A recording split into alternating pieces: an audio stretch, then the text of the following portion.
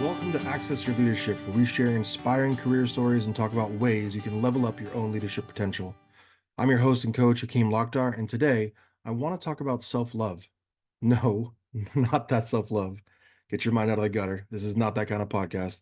But seriously, since it's Valentine's Day week and everyone's going to be thinking of creative ways to show their love for someone else, I want to encourage you to also think about the ways you can show yourself a bit of love. January was one of, if not the most challenging months of my professional career for a variety of reasons. There were a lot of highs and specific things to celebrate, and there were also a lot of lows and moments of deep reflection. There are moments where I question the impact of what I do as a coach on the world. I question the benefits and drawbacks of being a solo entrepreneur and the effects of that life on my wife and kids and the future we're building together. There were moments where I even questioned myself. There are all those imaginary expectations put on what January, the first month of the new year, should be, should create, should feel like, and all the things we should do. I mean, all of us who go to the gym know what it's like the first couple of weeks after the first of the year. It's full of all the January joiners. And while I celebrate them for making the choice to get to the gym, I also know a lot of those choices come from a place of fear or shame, guilt, or external pressures. And that doesn't feel like there's much room for love or compassion, does it? I get asked all the time, why is compassion one of your three C's? The other two being clarity and confidence.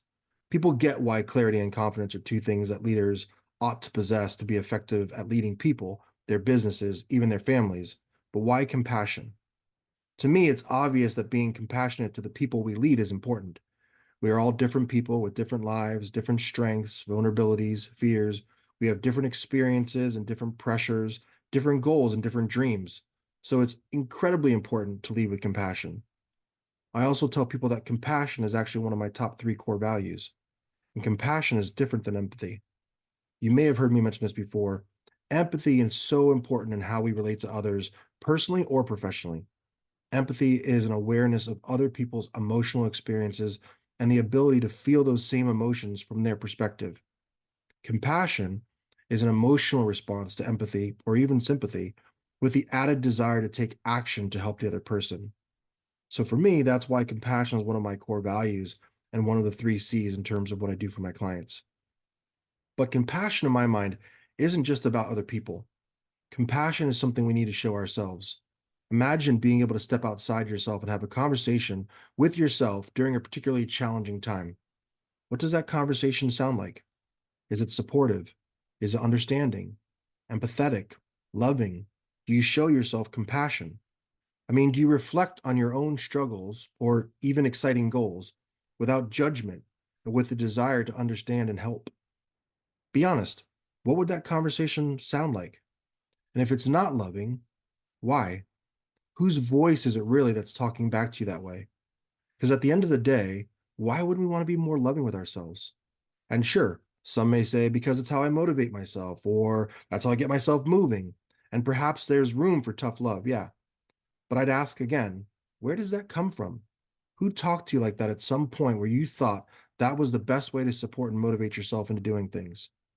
For anyone who's seen Ted Lasso, and I promise no spoilers if you haven't seen it, there's a character called Nate, and there are instances throughout the series where he's looking into the mirror trying to pump himself up before doing something bold, and he just spits right in the face of his reflection. How many of us are doing some form of that to ourselves throughout the day? How helpful is that? When we think about the time, money, and energy that people put into Valentine's Day, it makes me think, how much time and energy do we put into showing ourselves love like that? Showing ourselves a bit of grace in those particularly tough moments. How often do we make ourselves a priority and respect our own needs, our own boundaries, desires, etc.? What would being more compassionate to yourself inspire you to do more of or less of?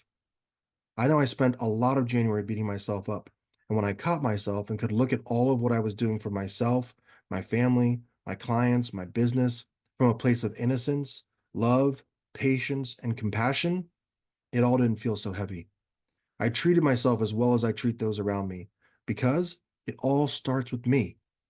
That's why I talk about supporting my clients to lead themselves and others effectively, because how we treat ourselves impacts how we show up with and for others in our lives. So, as you see the celebration of love all around you this week, show yourself a bit more love too, and see what opens up for you. I promise that's a much more powerful way of being and leading in this world. As always, I'd love to hear from you about the episode. What came up for you as you think about leveling up your own leadership game? Where are you showing yourself compassion and love?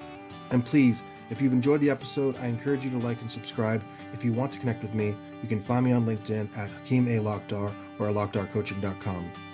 Thanks for tuning in. Keep being great. We'll see you next time.